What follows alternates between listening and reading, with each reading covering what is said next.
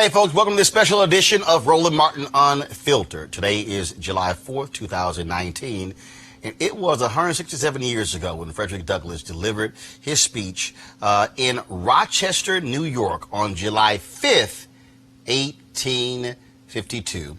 And the topic of this speech was, "What to the slave is the 4th of July?" It is considered one of the greatest speeches of all time, and what we have decided to do is to do a literal reading of the entire speech.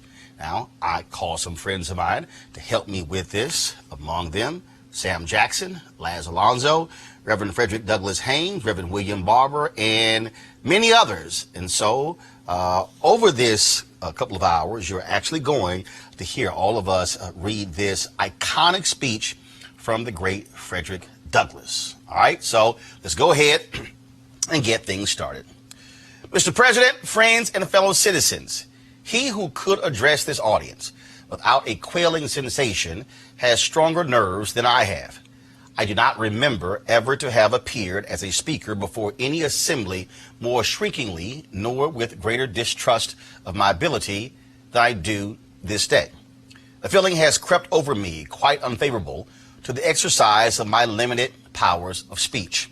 The task before me is one which requires much previous thought and study for its proper performance. I know that apologies of this sort are generally considered flat and unmeaning. I trust, however, that mine will not be so considered. Should I seem at ease, my appearance would much misrepresent me. Little experience I have had in addressing public meetings in country schoolhouses avails me nothing on the present occasion. The papers and placards say that I am to deliver a 4th of July oration. This certainly sounds large and out of the common way, for it is true that I have often had the privilege to speak in this beautiful hall and to address many who now honor me with their presence. But neither their familiar faces nor the perfect gauge I think I have of Corinthian Hall seems to free me from embarrassment. The fact is, ladies and gentlemen, the distance between this platform and the slave plantation from which I escaped is considerable, and the difficulties to be overcome in getting from the latter to the former are by no means slight. That I am here today is to me a matter of astonishment as well as of gratitude. You will not, therefore, be surprised if in what I have to say I evince no elaborate preparation nor grace my speech with any high-sounding exordium. With little experience and with less learning, I have been able to throw my thoughts hastily and imperfectly together, and trusting to your patient and generous indulgence, I will proceed to lay them before you. This, for the purpose of this celebration, is the 4th of July. It is the birthday of your national independence and of your political freedom. This to you is what the Passover was to the emancipated people of God. It carries your minds back to the day and to the act of your great deliverance and to the signs and to the wonders associated with that act and that day. This celebration also marks the beginning of another year of your national life and reminds you that the Republic of America is now 76 years old. I am glad, fellow citizens, that your nation is so young. 76 years, though a good old age for a man, is but a mere speck in the life of a nation. 70 years and 10 is the allotted time for individual men, but nations number their years by thousands. According to this fact, you are even now only in the beginning of your national career, still lingering in the period of childhood. I repeat, I am glad this is so. There is hope in the thought, and hope is much needed under the dark clouds which lower above the horizon. The eye of the reformer is met with angry flashes, portending disastrous times, but his heart may well beat lighter at the thought that America is young, and that she is still in the impressible stage of her existence. May he not hope that high lessons of wisdom, of justice, and of truth will yet give direction to her destiny? Were the nation older, the patriot's heart might be sadder, and the reformer's brow heavier. Its future might be shrouded in gloom, and the hope of its prophets go out in sorrow. There's consolation in the thought that America is young. Great streams are not easily turned from channels worn deep in the course of ages. They may sometimes rise in quiet and stately majesty and inundate the land, refreshing and fertilizing the earth with their mysterious properties. They may also rise in wrath and fury and bear away on their angry waves the accumulated wealth of years of toil and hardship. They, however, gradually flow back to the same old channel and flow on as serenely as ever. But while the river may not be turned aside, it may dry up and leave nothing behind but the withered branch and the unsightly rock to howl in the abyss-sweeping wind, the sad tale of departed glory. As with rivers, so with nations. Fellow citizens, I shall not presume to dwell at length on the associations that cluster about this day. The simple story of it is that 76 years ago, the people of this country were British subjects. The style and title of your sovereign people, in which you now glory, was not then born. You were under the British crown. Your fathers esteemed the English government as the home government and England as the fatherland. This home government, you know, although a considerable distance from your home, did in the exercise of its parental prerogatives impose upon its colonial children such restraints, burdens, and limitations as, in its mature judgment, it deemed wise, right, and proper. But your fathers, who had not adopted the fashionable idea of this day, of the infallibility of government, and the absolute character of its acts, presumed to differ from the home government in respect to the wisdom and the justice of some of those burdens and restraints. They went so far in their excitement as to pronounce the measures of government unjust, unreasonable, and oppressive, and altogether such as ought not to be quietly submitted to. I scarcely need say, fellow citizens, that my opinion of those measures fully accords with that of your fathers. Such a declaration of agreement on my part would not be worth much to anybody. It would certainly prove nothing as to what part I might have taken had I lived during the great controversy of 1776. To say now that America was right and England wrong is exceedingly easy. Everybody can say it. The dastard, not less than a noble brave, can flippantly descant on the tyranny of England towards the American colonies. It is even fashionable to do so. But there was a time when to pronounce against England and in favor of the cause of the colonies tried men's souls. They who did so were accounted in their day plotters of mischief, agitators and rebels, dangerous men, to side with the right against the wrong, with the weak against the strong, and with the oppressed against the oppressor. Here lies the merit, and the one which of all others seems unfashionable in our day. The cause of liberty may be stabbed by the men who glory in the deeds of your fathers. But to proceed, feeling themselves harshly and unjustly treated by the home government, your fathers, like men of honesty and men of spirit, earnestly sought redress.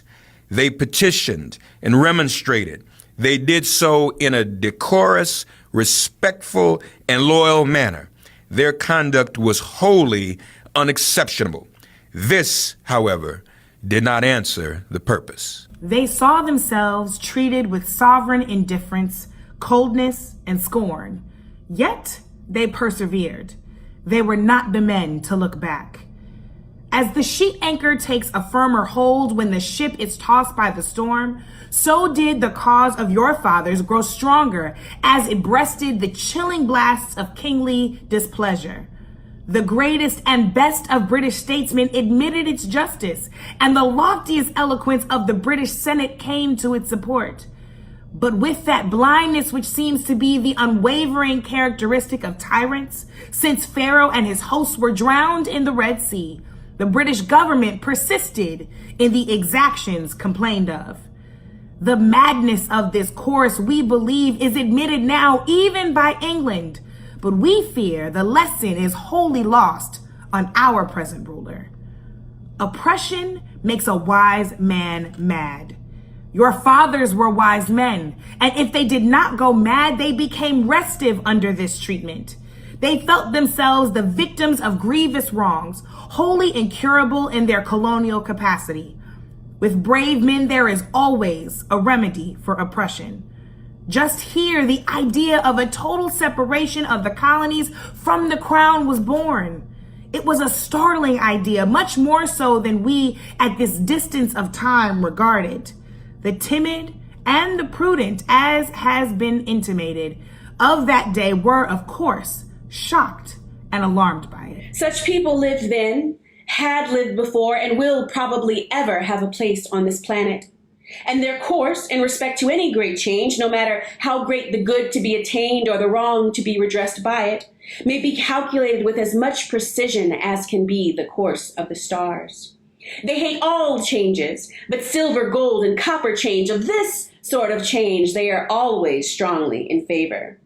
These people were called Tories in the days of your fathers, and the appellation probably conveyed the same idea that is meant by a more modern, though a somewhat less euphonious term, which we often find in our papers applied to some of our old politicians.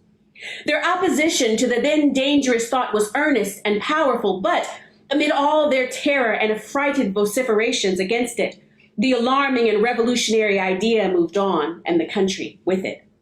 On the 2nd of July, 1776, the old Continental Congress, to the dismay of the lovers of ease and the worshippers of property, clothed that dreadful idea with all the authority of national sanction. They did so in the form of a resolution, and as we seldom hit upon resolutions drawn up in our day whose transparency is at all equal to this, it may refresh your minds and help my story if I read it.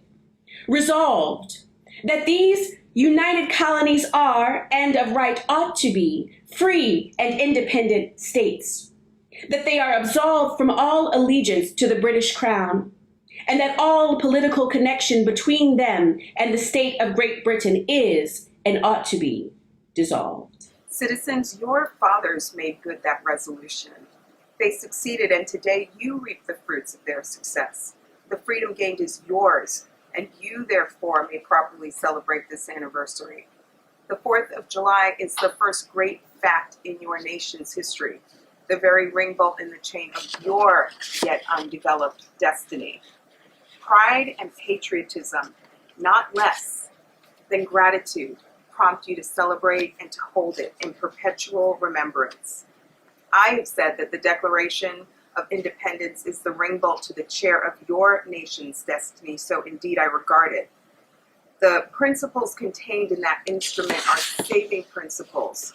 Stand by those principles. Be true to them on all occasions, in all places, against all foes, and at whatever cost. From the round top of your ship of state, dark and threatening clouds may be seen. Heavy billows, like mountains in the distance, disclose to the leeward huge forms of flinty rocks. That bolt drawn, that last chain broken, and all is lost. Cling to this day, cling to it and to its principles with the grasp of a storm-tossed mariner to a spar at midnight. The coming into being a nation in any circumstances is an interesting event. But besides general considerations, there were peculiar circumstances which make the advent of this republic an event of special attractiveness. The whole scene, as I look back to it, was simple, dignified, and sublime. The population of the country at the time stood at the insignificant number of 3 million. The country was poor in the munitions of war. The population was weak and scattered, and the country a wilderness unsubdued. There were then no means of concert and combination such as exist now. Neither steam nor lightning had been then reduced to order and discipline. From the Potomac to the Delaware was a journey of many days. Under these and innumerable other disadvantages, your fathers declared for liberty and independence and triumphed. Fellow citizens, I am not wanting in respect for the fathers of this republic. The signers of the Declaration of Independence were brave men. They were great men, too, great enough to give fame to a great age. It does not often happen to a nation to raise at one time such a number of truly great men. The point from which I am compelled to view them is not certainly the most favorable. Yet I cannot contemplate their great deeds with less than admiration. They were statesmen, patriots, and heroes. And for the good they did and the principles they contended for, I will unite with you to honor their memory. They loved their country better than their own private interests. And though this is not the highest form of human excellence, all will concede that it is a rare virtue, and that when it is exhibited, it ought to command respect. He who will intelligently lay down his life for his country is a man whom it is not in human nature to despise. Your fathers staked their lives, their fortunes, and their sacred honor on the cause of their country. In their admiration of liberty, they lost sight of all other interest. They were peacemen, but they preferred revolution to peaceful submission to bondage. They were quiet men, but they did not shrink from agitating against oppression. They showed forbearance, but that they knew its limits. They believed in order, but not in the order of tyranny. With them, nothing was settled that was not right. With them, justice, liberty, and humanity were final, not slavery and oppression. You may well cherish the memory of such men. They were great in their day and generation. Their solid manhood stands out the more as we contrast it with these degenerate times. How circumspect, exact, and proportionate were all their movements. How unlike the politicians of an hour. Their statesmanship looked beyond the passing moment and stretched away in strength into the distant future. They seized upon eternal principles and set a glorious example in their defense. Mark them. Fully appreciating the hardship to be encountered, firmly believing in the right of their cause, honorably inviting the scrutiny of an onlooking world, reverently appealing to heaven to attest their sincerity, soundly comprehending the solemn responsibility they were about to assume, wisely measuring the terrible odds against them. Your fathers, the fathers of this republic, did, most deliberately, under the inspiration of a glorious patriotism and with a sublime faith in the great principles of justice and freedom, lay deep the cornerstone of the national superstructure, which has risen and still rises in grandeur around you. Of this fundamental work, this day is the anniversary. Our eyes are met with demonstrations of joyous enthusiasm. Banners and pennants wave exultingly on the breeze. The din of business, too, is hushed. Even Mammon seems to have quitted his grasp on this day. The ear-piercing fife and the steering drum unite their accents with the ascending peal of 1,000 church bells. Prayers are made, hymns are sung, and sermons are preached in honor of this day. While the quick martial tramp of a great and multitudinous nation, echoed back by all the hills, valleys, and mountains of a vast continent, bespeak the occasion, one of thrilling and universal interest, a nation's jubilee. Friends and citizens, I need not enter further into the causes which led to this anniversary. Many of you understand them better than I do. You can instruct me in regard to them.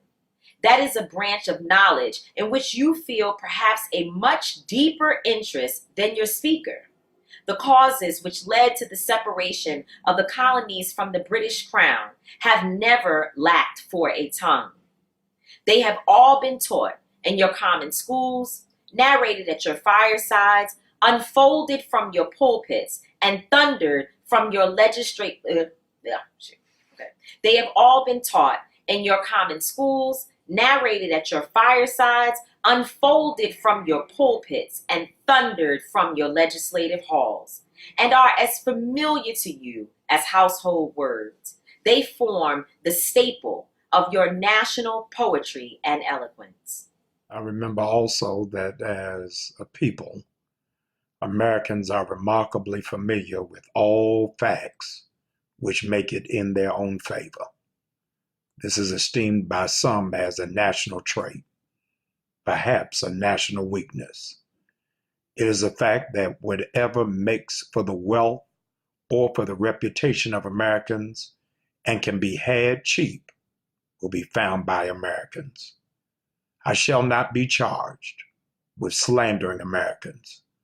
If I say I think the American side or any question may be safely left in American hands, I leave. Therefore, the great deeds of your fathers to other gentlemen who claim to have been regularly descended will be less likely to be disputed than mine. My business, if I have any here today, is with the present, the accepted time with God, and his cause is the ever-living now. Trust no future, however pleasant. Let the dead past bury its dead. Act in the living present, heart within, and God overhead. We have to do this with the past, only as we can make it useful to the present and to the future, to all inspiring motives, to noble deeds, which can be gained from the past. We are welcome, but now is their time, the important time. Your fathers have lived, died, and have done their work, and have done much of it well. You live and must die, and you must do your work. You have no right to enjoy a child's share in the labor of your fathers, unless your children are to be blessed by your labors. You have no right to wear out and waste the hard-earned fame of your fathers to cover your indolence. Sidney Smith tells us that men seldom eulogize the wisdom and virtue of their fathers, but to excuse some folly or wickedness of their own. The truth is not a doubtful one. There are illustrations of it near and remote, ancient and modern. It was fashionable hundreds of years ago for the children of Jacob to boast, "We have Abraham to our father," when they had long lost Abraham's faith and spirit. The people contented themselves under the shadow of Abraham's great name while they repudiated the deeds which made his name great. Need I remind you that a similar thing is being done all over this country today? Need I tell you that the Jews are not the only people who built the tombs of the prophets and garnished the sepulchres of the righteous? Washington could not die till he had broken the chains of his slaves. Yet his monument is built up by the price of human blood, and the traitors in the bodies and souls of men shout, "We have Washington to our father." Alas, that it should be so, yet so it is. The evil that men do lives after them. The good is oft interred with the evil that men do, lives after them. The good is oft interred with their bones. Fellow citizens, pardon me. Allow me to ask, why am I called upon to speak here today? What have I or those I represent to do with your national independence? Are the great principles of political freedom and of natural justice embodied in that Declaration of Independence extended to us? And am I, therefore, called upon to bring our humble offering to the national altar and to confess the benefits and express devout gratitude for the blessings resulting from your independence to us? Would to God, both for your sakes and ours, that an affirmative answer could be truthfully returned to these questions. Then would my task be light and my burden easy and delightful. For who is there so cold that a nation's sympathy could not warm him? Who so obdurate and dead to the claims of gratitude that would not thankfully acknowledge such priceless benefits? Who so stolid and selfish that would not give his voice to swell the hallelujahs of a nation's jubilee when the chains of servitude had been torn from his limbs? I am not that man. In a case like that, the dumb might eloquently speak and the lame man leap as an art. But such is not the state of the case. I say it with a sad sense of the disparity between us. I am not included within the pale of this glorious anniversary. Your high independence only reveals the immeasurable distance between us. The blessings in which you, this day, rejoice are not enjoyed in common. The rich inheritance of justice, liberty, prosperity, and independence bequeathed by your fathers is shared by you, not by me. The sunlight that brought life and healing to you has brought stripes and death to me. This 4th of July is yours, not mine. You may rejoice. I must mourn. To drag a man in fetters into the grand illuminated temple of liberty and call upon him to join you in joyous anthems were inhuman mockery and sacrilegious irony. Do you mean, citizens, to mock me by asking me to speak today? If so, there is a parallel to your conduct, and let me warn you that it is dangerous to copy the example of a nation whose crimes, lowering up to heaven, were thrown down by the breath of the Almighty, burying the nation in irrecoverable ruin. I can today take up the plaintive lament of a peeled and woe-smitten people. By the rivers of Babylon, there we sat down. Yea, we wept when we remembered Zion. We hanged our harps upon the willows in the midst thereof, for there they that carried us away captive required of us a song, and they who wasted us required of us mirth, saying, Sing us one of the songs of Zion. How can we sing the Lord's song in a strange land? If I forget thee, O Jerusalem, let my right hand forget her cunning. If I do not remember thee, let my tongue cleave to the roof of my mouth. Fellow citizens, above your national tumultuous joy, I hear the mournful wail of millions. Chains heavy and grievous yesterday are today rendered intolerable by the jubilee shouts that reach them. If I forget, if I do not faithfully remember those bleeding children of sorrow this day, may my right hand forget her cunning, and may my tongue cleave to the roof of my mouth. To forget them, to pass lightly over their wrongs, and to chime in with popular theme would be treason most scandalous and shocking, and would make me reproach before God and the world.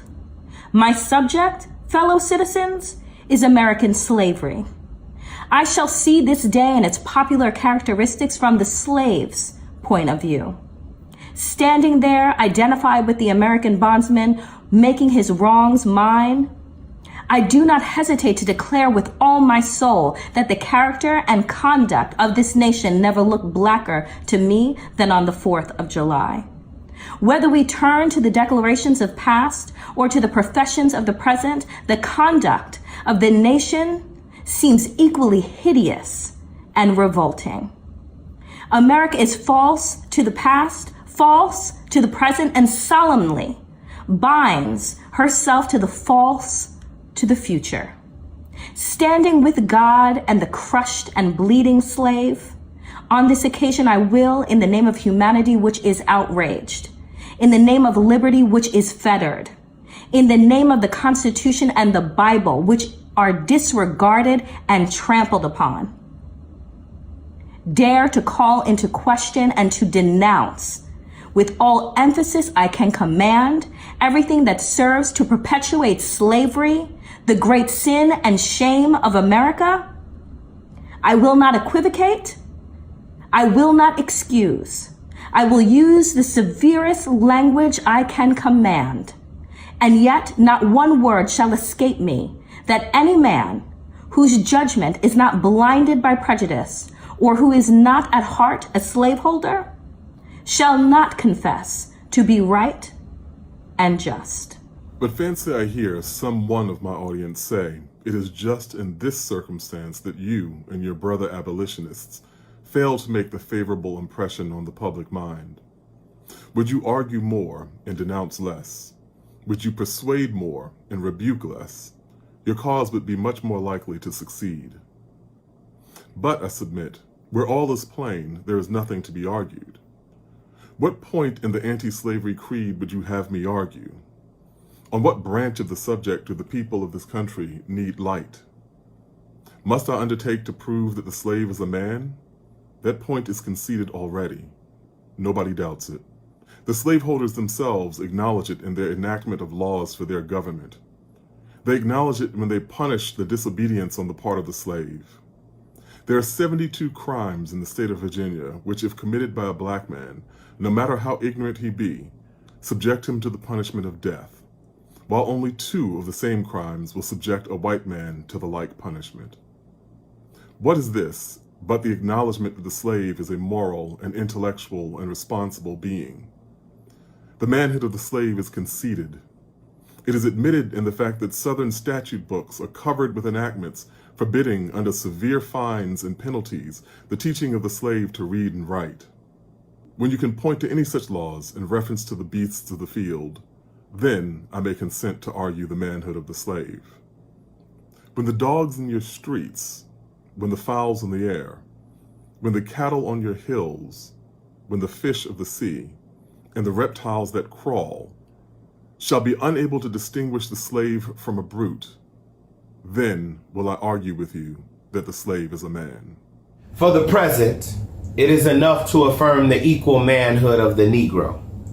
Is it not astonishing that while we are plowing and planting and reaping, using all kinds of mechanical tools, erecting houses, constructing bridges, and building ships, working in metals of brass and iron and copper and silver and gold, that while we are reading, writing, and ciphering, acting as clerks, merchants, and secretaries, having among us lawyers, doctors, ministers, poets, authors, editors, orators, and teachers, that while we are engaged in all manner of enterprise common to other men, digging gold in California, capturing the whale in the Pacific, feeding sheep and cattle on the hillside, living, moving, acting, thinking, planning, living in families as husbands, wives, and children, and above all, confessing and worshiping the Christian's God, and looking hopefully for life and immortality beyond the grave, we're called upon to prove that we're men. Would you have me argue that man is entitled to liberty, that he is the rightful owner of his own body? You've already declared it. Must I argue the wrongfulness of slavery? Is that a question for Republicans? Is it to be settled by the rules of logic and augmentation as a matter beset with great difficulty, involving a doubtful application of the principle of justice so hard to be understood?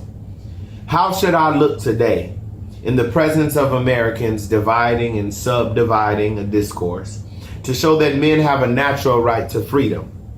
Speaking of it relatively, positively, negatively, and affirmatively, to do so would make myself look ridiculous and offer an insult to your understanding. There is not a man beneath the canopy of heaven that does not know that slavery is not for him. What? Am I to argue that it's wrong to make men brutes, to rob them of their liberty, to work them without wages, to keep them ignorant of their relations to other men, to beat them with sticks, to flay their flesh with the lash, to load their limbs with irons, to hunt them with dogs, sell them at auction, to sunder their families, to knock out their teeth, to burn their flesh, to starve them into obedience and submission to their masters? Must I argue that a system thus marked with blood and stained with pollution is wrong? No, I will not. I have better employments for my time and strength than such arguments would imply. What then remains to be argued? Is it that slavery is not divine? That God did not establish it? That our doctors of divinity are mistaken? There is blasphemy in the thought. That which is inhumane cannot be divine. Who can reason on such a proposition? That they can. May I cannot. The time for such an argument is past. At a time like this, scorching irony, not convincing argument, is needed. Oh, had I the ability and I could reach the nation's ear, I would today pour out a fiery stream of biting ridicule, blasting reproach, withering sarcasm, and stern rebuke. For it is not the light that is needed, but fire. It is not the gentle shower, but thunder. We need the storm, the whirlwind, and the earthquake. The feeling of the nation must be quickened, and the conscience of the nation must be aroused. The propriety of the nation must be startled, and the hypocrisy of the nation must be exposed, and its crimes against God and human must be proclaimed and denounced. What to the American slave is your 4th of July? I answer, a day that reveals to him and her more than all the other days in the year a gross injustice and cruelty to which he and she is the constant victim. To him and her, your celebration is a sham. Your boasting liberty, an unholy license.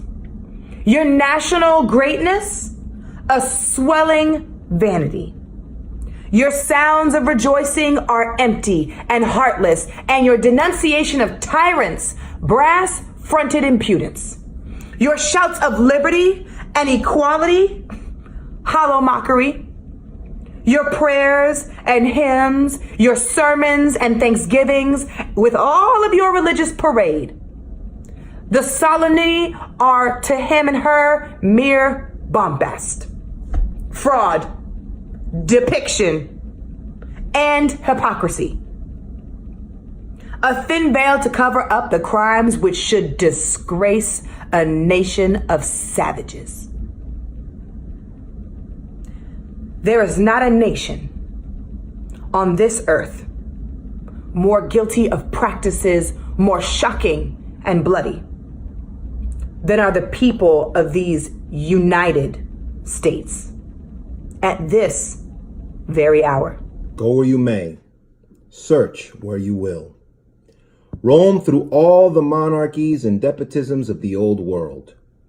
Travel through South America, search out every abuse, and when you have found the last, lay your facts by the side of everyday practices of this nation, and you will say with me that for revolting barbarity and shameless hypocrisy, America reigns without a rival.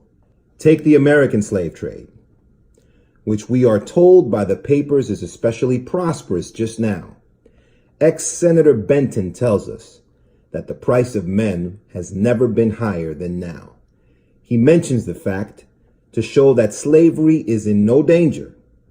This trade is one of the peculiarities of American institutions. It is carried out in all the large towns and cities in one half of this Confederacy, and millions are pocketed every year by dealers in this horrid traffic.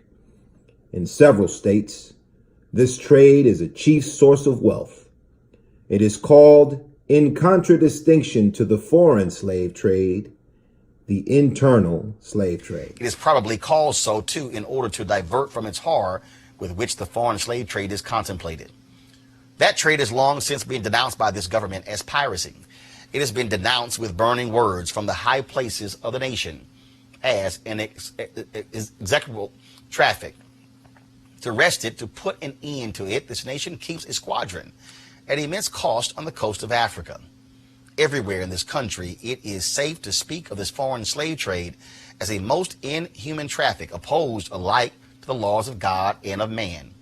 The duty to extirpate and destroy it is admitted even by our doctors of divinity. In order to put an end to it, some of these last have consented that their colored brethren, nominally free, should leave this country and establish themselves on the western coast of Africa. It is, however, a notable fact that while so much execration is poured out by Americans upon those engaged in the foreign slave trade, the men engaged in the slave trade between the states pass without condemnation, and their business is deemed honorable. Behold the practical operation of this internal slave trade. The American slave trade, sustained by American politics and American religion. Here you will see men and women reared like swine for the market. You know what is a swine drover? I will show you a man drover. They inhabit all of our southern states. They perambulate the country and crowd the highways of the nation with droves of human stock.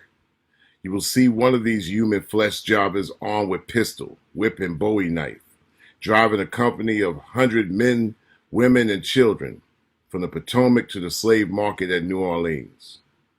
These wretched people are to be sold singly or in lots to suit purchasers. They are food for the cotton field and the deadly sugar mill. Mark the sad procession as it moves warily along, and the inhuman wretch who drives them. Hear his savage yells and his blood-chilling oaths as he hurries onto his affrighted captives. There, see the old man, with locks thinned and gray. Cast one glance, if you please, upon that young brother, whose shoulders are bare to the scorching sun, her briny tears falling on the brow of the babe in her arms. See, too, that girl of 13 weeping, yes, weeping, as she thinks of her mother from whom she's been torn.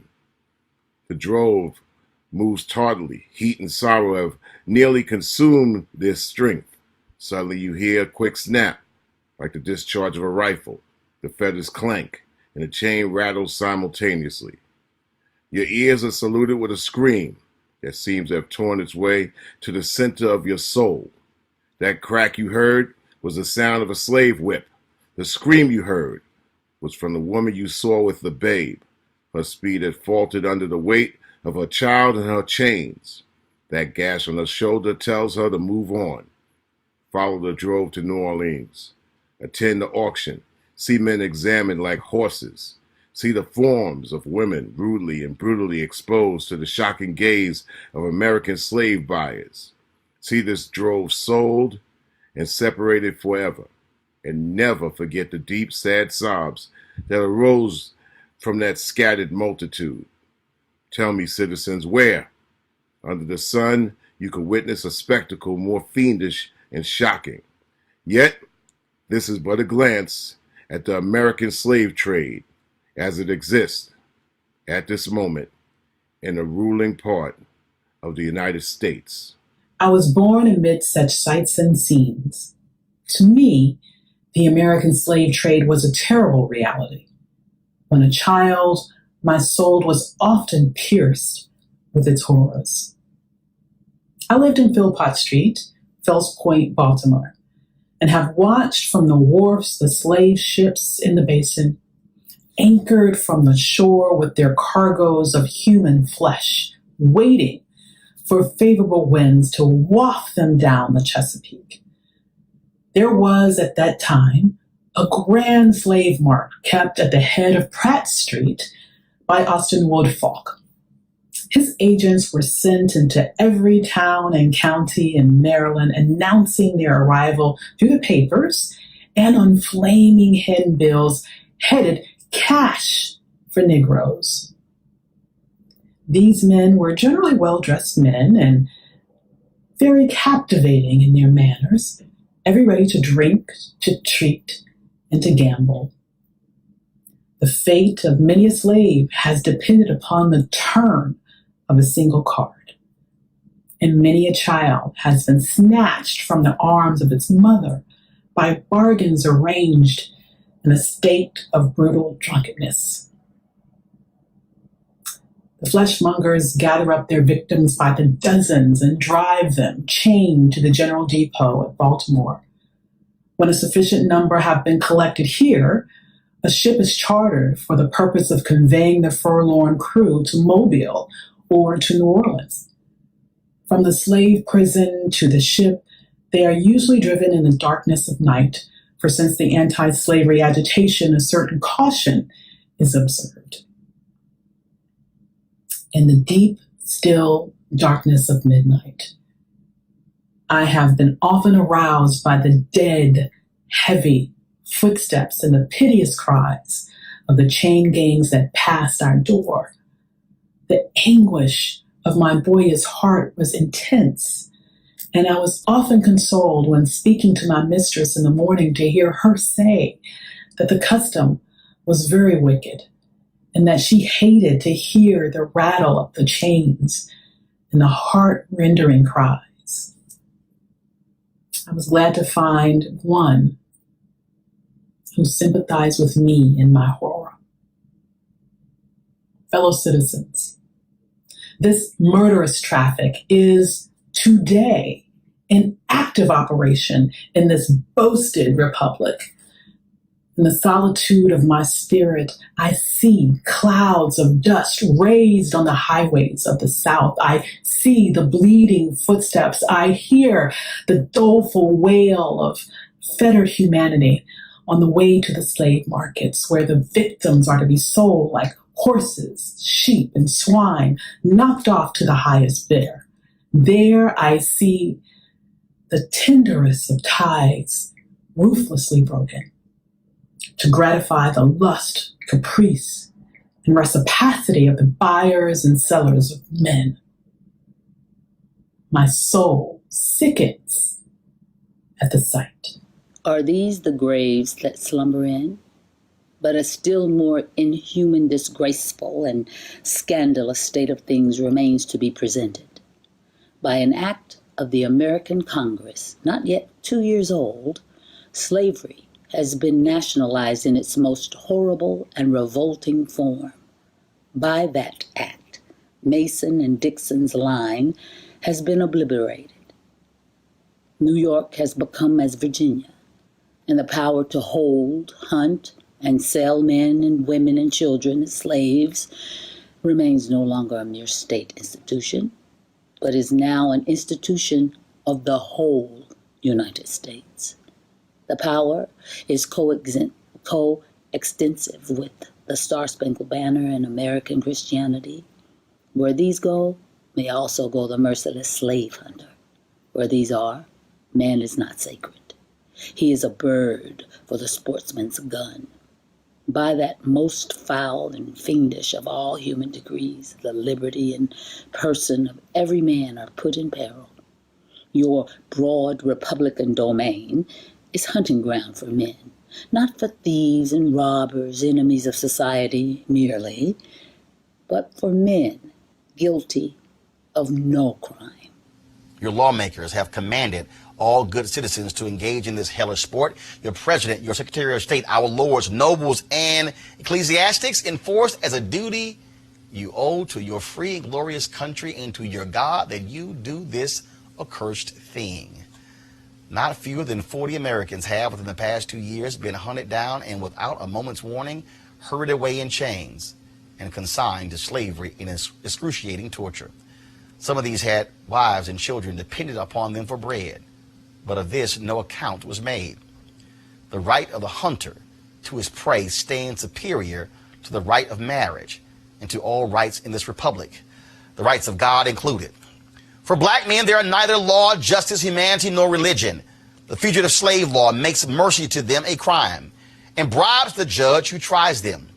An American judge gets $10 for every victim he consigns to slavery and $5 when he fails to do so.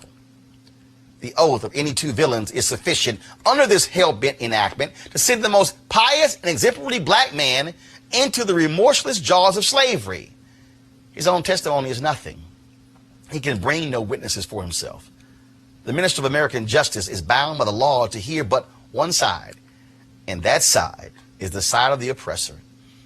Let this damning fact be perpetually told. Let it be thundered around the world that in tyrant-killing, king-hating, people-loving, democratic Christian America, the seats of justice are filled with judges who hold their offices under an open and palpable bribe and are bound in deciding in the case of a man's liberty. Hear only his accusers. In glaring violation of justice, in shameless disregard of the forms of administering law, in cunning arrangement to entrap the defenseless, and in diabolical intent, this fugitive slave law stands alone in the annals of tyrannical legislation. I doubt if there be another nation on the globe having the brass and the baseness to put such a law on the statute book. If any man in this assembly thinks differently from me in this matter and feels able to disprove my statements, I will gladly confront him at any suitable time and place he may select. I take this law to be one of the grossest infringements of Christian liberty. And if the churches and ministers of our country were not stupidly blind or most wickedly indifferent, they too would so regard it. At the very moment that they are thanking God for the enjoyment of civil and religious liberty and for the right to worship God according to the dictates of their own consciences, they are utterly silent in respect to a law which robs religion of its chief significance and makes it utterly worthless to a world lying in wickedness. Did this law concern the mint, anise, and cumin, abridge the right to sing psalms, to partake of the sacrament, or to engage in any of the ceremonies of religion, it would be smitten by the thunder of 1,000 pulpits. A general shout would go up from the church demanding repeal, repeal, instant repeal. And it would go hard with that politician who presumed to solicit the votes of the people without inscribing this motto on his banner. Further, if this demand were not complied with, another Scotland would be added to the history of religious liberty. And the stern old Covenanters would be thrown into the shade. A John Knox would be seen at every church door and heard from every pulpit. And Fillmore would have no more quarter than was shown by Knox to the beautiful but treacherous Queen Mary of Scotland. The fact that the church of our country, with fractional exceptions, does not esteem the fugitive slave law as a declaration of war against religious liberty implies that the church regards religion simply as a form of worship, an empty ceremony, and not a vital principle requiring active benevolence, justice, love, and goodwill towards man. It esteems sacrifice above mercy, psalm singing above right doing, solemn meetings above practical righteousness, a worship that can be conducted by persons who refuse to give shelter to the houseless, to give bread to the hungry, clothing to the naked, and who enjoin obedience to a law forbidding these acts of mercy is a curse, not a blessing to mankind. The Bible addresses all such persons as scribes, Pharisees, hypocrites, who pay tithe of mint, anise, and cumin, and have omitted the weightier matters of the law, judgment, mercy, and faith. But the church of this country is not only indifferent to the wrongs of the slave, it actually takes sides with the oppressors. It has made itself the bulwark of American slavery and the shield of American slave hunters. Many of its eloquent divines, who stand as the very lights of the church, have shamelessly given the sanction of religion and the Bible to the whole slave system. They have taught that man may properly be a slave, that the relation of master and slave is ordained by God, that to send back an escaped bondman to his master is clearly the duty of all the followers of the Lord Jesus Christ. And this horrible blasphemy is palmed off upon the world for Christianity. Welcome infidelity, welcome atheism, welcome anything in preference to the gospel is preached by those divines. They convert the very name of religion into an engine of tyranny and barbarous cruelty, and serve to confirm more infidels in this age than all the infidel writings of Thomas Paine, Voltaire, and Bolingbroke put together have done. These ministers make religion a cold and flinty-hearted thing, having neither principles of right action nor bowels of compassion. They strip the love of God of its beauty and leave the throng of religion a huge, horrible, repulsive form.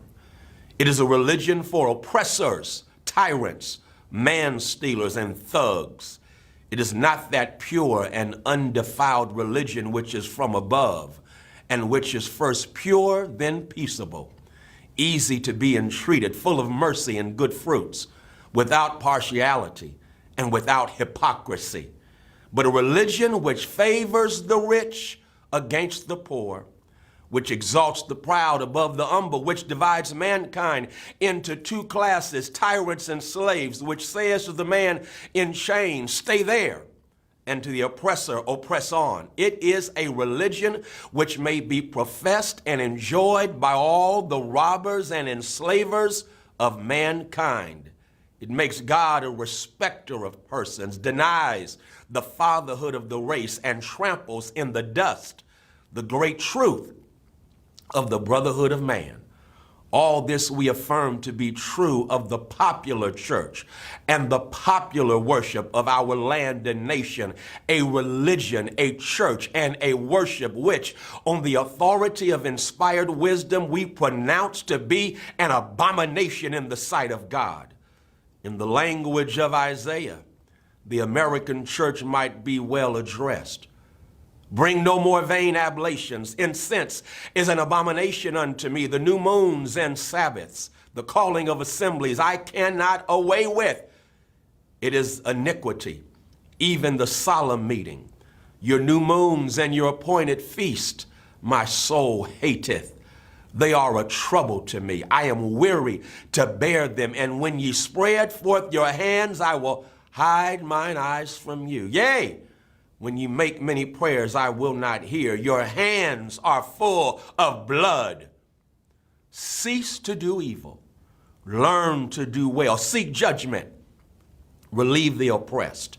Judge for the fatherless. Plead for the widow. The American church is guilty when viewed in connection with what it is doing to uphold slavery. But it is superlatively guilty when viewed in connection with its ability to abolish slavery, the sin of which it is guilty is one of omission as well as commission. Albert Barnes but uttered what the common sense of every man at all observant of the actual state of the case will receive as truth when he declared that there is no power out of the church that could sustain slavery an hour if it were not sustained in it. Let the religious press, the pulpit, the Sunday school, the conference meeting, the great ecclesiastical missionary, Bible, and tract associations of the land array their immense powers against slavery and slaveholding, and the whole system of crime and blood would be scattered to the winds. And that they do not do this involves them in the most awful responsibility of which the mind can conceive. In prosecuting the anti-slavery enterprise, we have been asked to spare the church, to spare the ministry. But how, we ask, could such a thing be done? We are met on the threshold of our efforts for the redemption of the slave by the church and ministry of the country in battle arrayed against us, and we are compelled to fight or flee. From what quarter, I beg to know, has proceeded a fire so deadly upon our ranks during the last 2 years as from the northern pulpit. As the champions of oppressors, the chosen men of American theology have appeared, men honored for their so-called piety and their real learning. The Lords of Buffalo, the Springs of New York, the Lathrops of Auburn, the Coxes and Spencers of Brooklyn, the Ganetts and Sharps of Boston, the Deweys of Washington, and other great religious lights of the land have, in utter denial of the authority of him by whom they profess to be called to the ministry, deliberately taught us against the example or of the Hebrews and against the remonstrance of the apostles. They teach that we ought to obey man's law before the law of God. My spirit wearies of such blasphemy, and how such men can be supported as the standing types and representatives of Jesus Christ. And I want folk to understand who listen to this, the audience he was speaking to was primarily white. White people who are part of the abolition movement, whose spirits also wearied. He said they call themselves representative of Jesus Christ. How they do that is a mystery, which I leave others to penetrate. In speaking of the American church, however, let it be distinctly understood that I mean the great mass of religious organizations of our land. There are exceptions, and I thank God that there are. Noble men may be found scattered all over these northern states, of whom Henry Ward Beecher of Brooklyn and Samuel J. May of Syracuse and my esteemed friend, the Reverend R.R. Raymond on the platform are shining examples. And let me say further that upon these men lies the duty to inspire our ranks with high religious faith and zeal and to cheer us on in the great mission of the slave's redemption from his chains. But one is struck with the difference between the attitude of the American church toward the anti-slavery movement, and that occupied by the churches in England toward a similar movement in that country. There, the church, true to its mission of ameliorating, alleviating, and improving the condition of mankind, came forward promptly, bound up the wounds of the West Indian slave and restored him to his liberty. There, the question of emancipation was a high religious question. It was demanded in the name of humanity and according to the laws of the living God. The Sharps, the Clarkstons, the Wilberforces, the Buxtons, the Burchells, the Nibbs were alike famous for their piety and their philanthropy. The anti-slavery movement there was not an anti-church movement, for the reason that the church took its full share in prosecuting that movement, and the anti-slavery movement in this country will cease to be an anti-church movement when the church of this country shall assume a favorable instead of a hostile position toward the movement.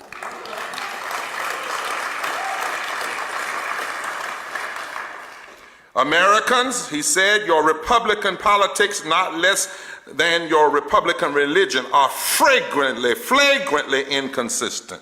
You boast of your love of liberty, your superior civilization, and your pure Christianity, while the whole political power of the nation is solemnly pledged to support and perpetrate the enslavement of 3 million of your countrymen. You hurl your anathemas at the crown-headed tyrants of Russia and Austria and pride yourselves in the democratic institution, while you yourselves consent to be mere tools and bodyguards of the tyrants of Virginia and Carolina.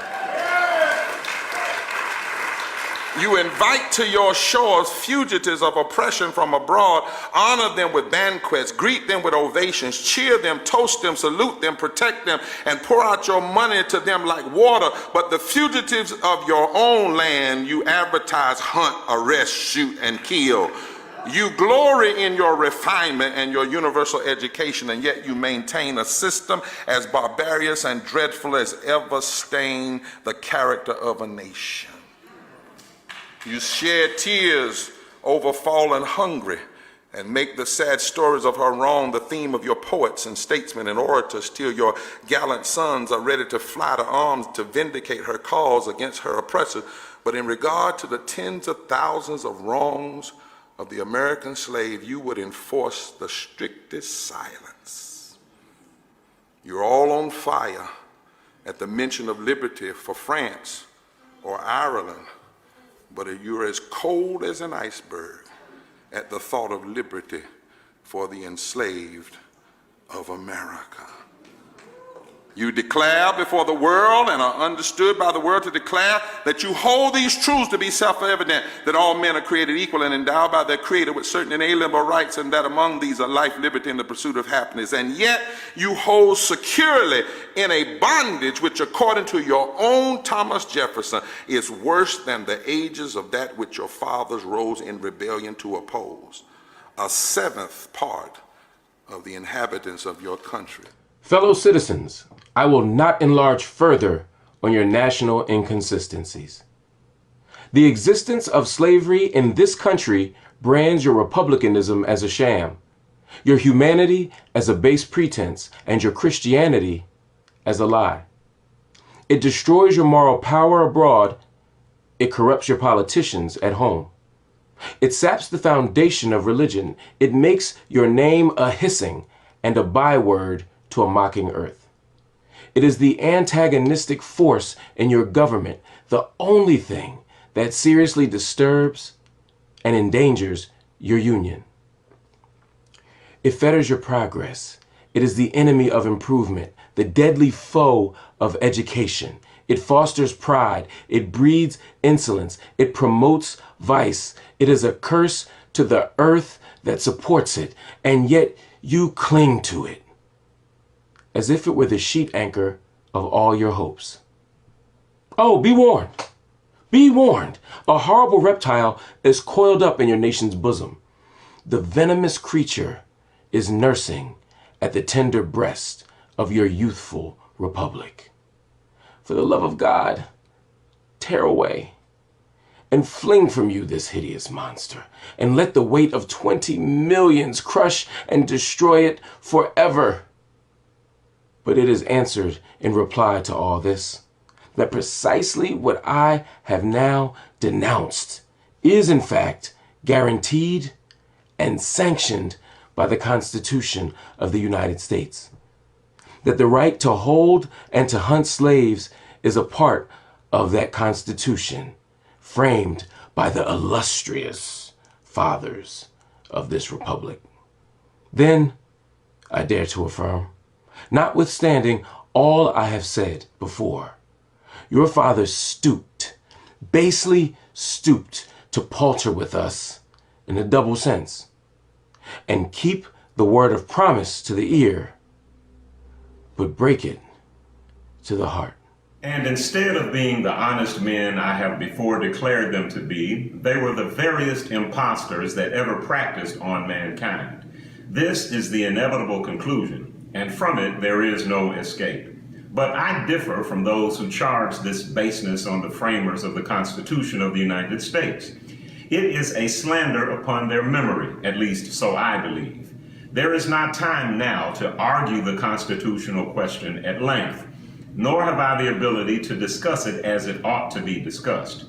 The subject has been handled with masterly power by Lysander Spooner, Esquire, by William Goodell, by Samuel E. Sewell, Esquire, and last, though not least, by Gerrit Smith, Esquire. These gentlemen have, as I think, fully and clearly vindicated the Constitution from any design to support slavery for an hour. Fellow citizens, there is no matter in respect to which the people of the North have allowed themselves to be so ruinously imposed upon as that of the pro-slavery character of the Constitution. In that instrument, I hold there is neither warrant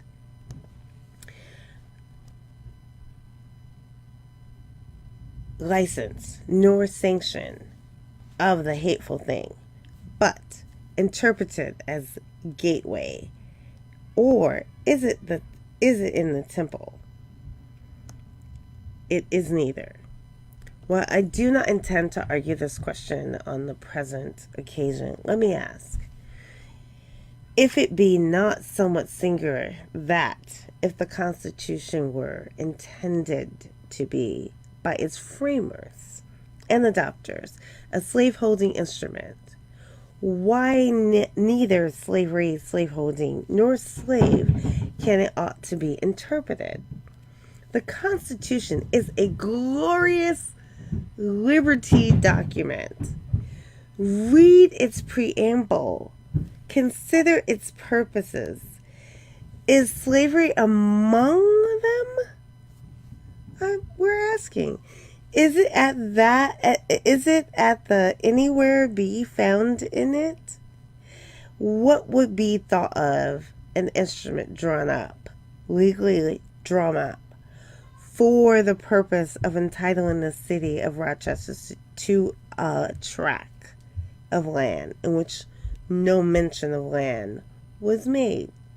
Now, there are certain rules of interpretation for the proper understanding of all legal instruments. These rules are well established. They are plain, common sense rules such as you and I and all of us can understand and apply without having passed years in the study of law.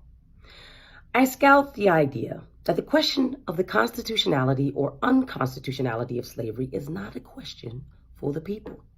I hold that every American citizen has the right to form an opinion of the Constitution and to propagate that opinion and to use all honorable means to make his opinion the prevailing one. Without this right, the liberty of an American citizen would be as insecure as that of a Frenchman. Ex-Vice President Dallas tells us that the Constitution is an object to which no American mind can be too attentive and no American heart too devoted. He further says the Constitution, in its words, is plain and intelligible and is meant for the homebred, unsophisticated understandings of our fellow citizens. Senator Berrien tells us that the Constitution is the fundamental law that which controls all others, the charter of our liberties, which every citizen has a personal interest in understanding thoroughly. The testimony of Senator Breeze, Louis Caz, and many others that might be named, who are everywhere esteemed as sound lawyers, so regard the Constitution. I take it, therefore, that it is not presumption in a private citizen to form an opinion of that instrument. Now, take the Constitution according to its plain reading, and I defy the presentation of a single pro-slavery clause in it. On the other hand, it will be found to contain principles and purposes entirely hostile to the existence of slavery. I have detained my audience entirely too long already. At some future period, I will gladly avail myself of an opportunity to give this subject a full and fair discussion. Allow me to say in conclusion, notwithstanding the dark picture I have this day presented of the state of the nation, I do not despair of this country. There are forces in operation which must inevitably work the downfall of slavery. The arm of the Lord is not shortened, and the doom of slavery is certain. I, therefore, leave off where I began with hope, while drawing encouragement from the Declaration of Independence, the great principles it contains, and the genius of American institutions. My spirit is also cheered by the obvious tendencies of the age. Nations do not now stand in the same relation to each other as they did ages ago. No nation can now shut itself up from the surrounding world and trot round in the same old path of its fathers without interference. The time was when such could be done. Long-established customs of hurtful character could formally fence themselves in and do their evil work with social impunity. Knowledge was then confined and enjoyed by the privileged few, and the multitude walked on in mental darkness. But a change has now come over the affairs of mankind. Walled cities and empires have become unfashionable. The arm of commerce has borne away the gates of the strong city. Intelligence is penetrating the darkest corners of the globe. It makes its pathway over and under the sea as well as on the earth. Wind, steam, and lightning are its chartered agents. Oceans no longer divide but link nations together. From Boston to London is now a holiday excursion. Space is comparatively annihilated. Thoughts expressed on one side of the Atlantic are distinctly heard on the other. The far-off and almost fabulous Pacific rose in grandeur at our feet. The celestial empire, the mystery of ages, is being solved. The fiat of the Almighty, let there be light, has not yet spent its force. No abuse, no outrage, whether in taste, sport, or avarice, can now hide itself from the all-pervading light. The iron shoe and crippled foot of China must be seen in contrast with nature. Africa must rise and put on her yet unwoven garment. Ethiopia shall stretch out her hand unto God. In the fervent aspirations of William Lord Garrison, I say, and let every heart join in saying it, God speed the year of Jubilee, the wide world o'er, when from their galling chains set free. The oppressed shall vilely bend the knee and wear the yoke of tyranny like brutes no more. That year will come and freedom's reign to man his plundered fights again restore. God speed the day when human blood shall cease to flow. In every clime be understood the claims of human brotherhood, and each return for evil good, not blow for blow. That day will come, all feuds to end, and change into a faithful friend each foe. God speed the hour, the glorious hour, when none on earth shall exercise a lordly power, nor in a tyrant's presence cower, but to all manhood's stature tower by equal birth. That hour will come to each to all, and from his prison house the thrall go forth. Until that year, day, hour arrive, with head and heart and hand I'll strive to break the rod and rend the guide, the spoiler of his prey deprived. So witness heaven, and never from my chosen post, whate'er the peril or the cost, be driven. That, folks, was a speech Frederick Douglass delivered in Rochester, New York on July 5th, 1852, talking about what does the 4th of July mean to the slave. We wanted you to hear all of that because it puts in the proper context not only the state of America in 1852, but the state of America in 2019. So while others go with Trump on in front of the Lincoln Memorial, and he gives his speech and throws his party, and the tanks are there, and fireworks go off, let us remind him, let's remind Republicans, remind Democrats, remind America, remind Fox News and CNN and MSNBC and ABC and NBC and CBS, remind Wall Street to Main Street to MLK Street, remind this nation that it is not a perfect union, that it still has not fully granted freedom to the former slaves, the ancestors of those who were enslaved, those who built this country. We certainly hope you enjoyed this presentation of Frederick Douglass's speech. Be sure to support Roland Martin Unfiltered by going to RolandMartinUnfiltered.com and support our Bring the Funk fan club. Every dollar you give goes to support this show to make this happen. Nobody else would do something like this on this day. And that's why having this show, black owned, black controlled, controlling our narrative, is so important. I'm Roland Martin. Have a great day. Holla!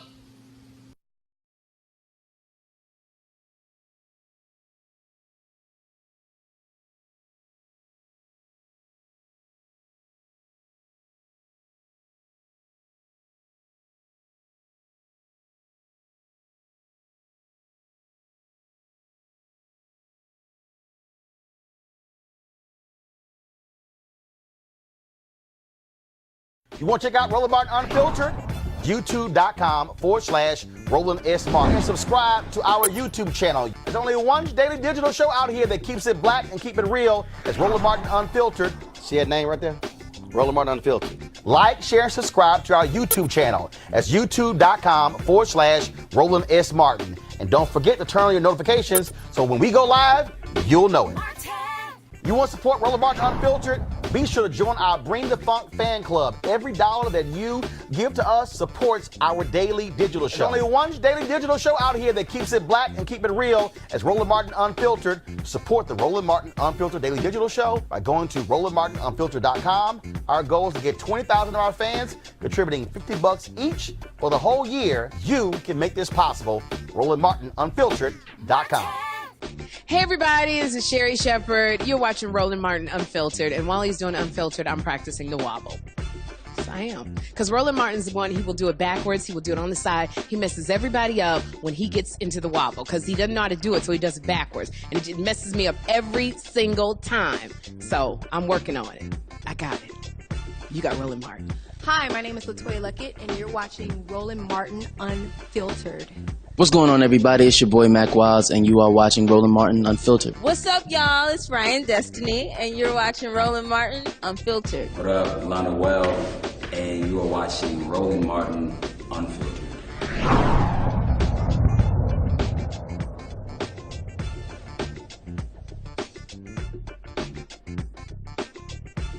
Hey fam, want to check out Roland Martin Unfiltered? The blackest show on all of digital, cable, and broadcast. Check out our audio podcast.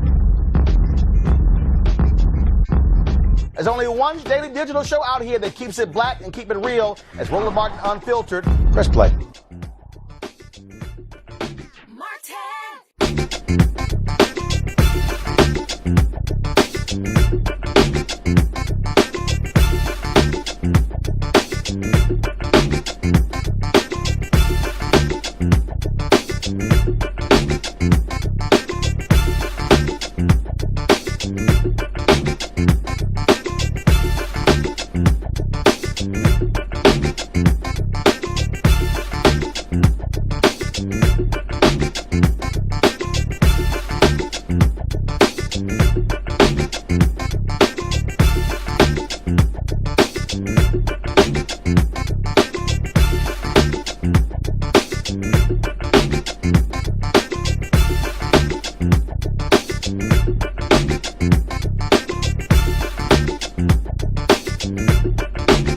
You want to check out Roland Martin Unfiltered? youtube.com/Roland S. Martin. And subscribe to our YouTube channel. There's only one daily digital show out here that keeps it black and keep it real. It's Roland Martin Unfiltered. See that name right there? Roland Martin Unfiltered. Like, share, and subscribe to our YouTube channel. That's youtube.com/Roland S. Martin. And don't forget to turn on your notifications so when we go live, you'll know it. You want to support Roland Martin Unfiltered?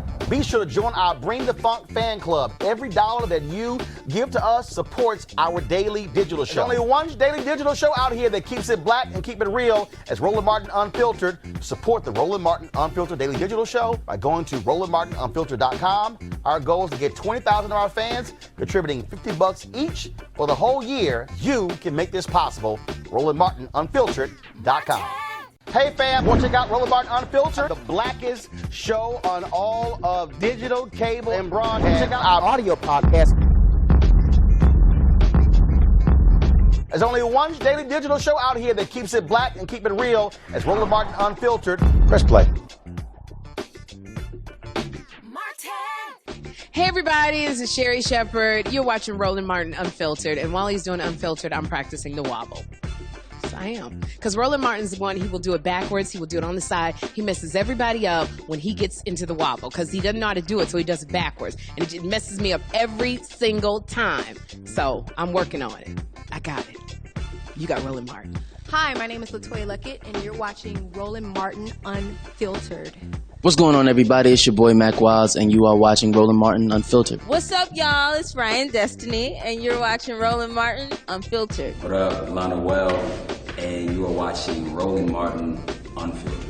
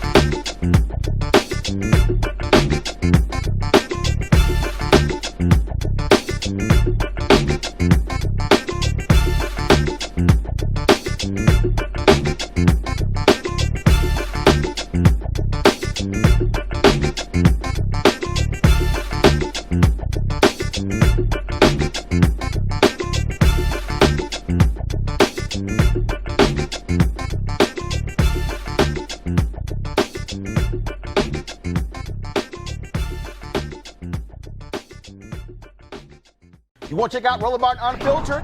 youtube.com/Roland S. Martin. And subscribe to our YouTube channel. There's only one daily digital show out here that keeps it black and keep it real. It's Roland Martin Unfiltered. See that name right there? Roland Martin Unfiltered. Like, share, and subscribe to our YouTube channel. That's youtube.com/Roland S. Martin. And don't forget to turn on your notifications so when we go live, you'll know it. You want to support Roland Martin Unfiltered? Be sure to join our Bring the Funk fan club. Every dollar that you give to us supports our daily digital show. There's only one daily digital show out here that keeps it black and keep it real. It's Roland Martin Unfiltered. Support the Roland Martin Unfiltered daily digital show by going to RolandMartinUnfiltered.com. Our goal is to get 20,000 of our fans contributing $50 each for the whole year. You can make this possible. RolandMartinUnfiltered.com. This is Diala Riddle, and you're watching Roland Martin Unfiltered. Stay woke. This is Director X, the director of Superfly on the red carpet, or the black carpet, and you're watching Roland Martin Unfiltered. Yo, what up, y'all? This is Jay Ellis, and you're watching Roland Martin Unfiltered. Hi, I'm Chaley Rose, and you're watching Roland Martin Unfiltered. I'm Lex Scott Davis, and you are watching Roland Martin Unfiltered. Hey, what's up, y'all? It's your boy Jacob Lattimore, and you're now watching Roland Martin right now.